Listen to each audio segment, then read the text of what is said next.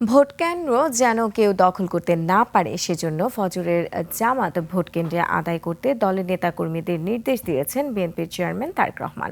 ২৪শে গণ অভ্যুত্থানের ফসল ঘরে তুলতে ধানের শীষে ভোট দেওয়ার আহ্বান জানান তিনি।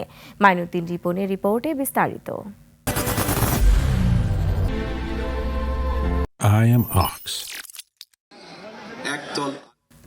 দলের নেতা কর্মী সহ সাধারণ মানুষের এই অপেক্ষা তারেক রহমানের জন্য।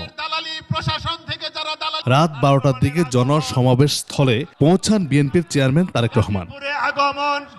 বক্তব্যে তিনি বলেন, কেউ যেন কেন্দ্র দখল করতে না পারে সেজন্য ভোট কেন্দ্রে এসে জামাতে ফজর নামাজ আদায় করতে বলেন। ফজর পড়ে যাবেন না, যার যার ভোট কেন্দ্রের সামনে গিয়ে জামাত করে ফজর পড়বেন, যাতে আগে থেকে ওখানে কেউ অবস্থান নিতে না পারে। ধানের শীষের যত ভোটার আছে আপনার আশেপাশে সবাইকে নিয়ে ওখানে গিয়ে ফজরের জামাত আদায় করবেন এবং বসবেন। ২৪-এর গণ অভ্যুত্থান সফল করতে ধানের শীষে ভোট দেওয়ার আহ্বান জানান তারেক রহমান। করব কাজ, গড়ব দেশ, সবার আগে রাইট, সবার আগে বাংলাদেশ। নির্বাচন প্রচারে ময়মনসিংহ থেকে গাজীপুরের উদ্দেশ্যে পথে কর্মী সমর্থকদের উপচে পড়া ভিড়ে নির্ধারিত শিডিউল পড়ে বিপর্যয়ের মধ্যে।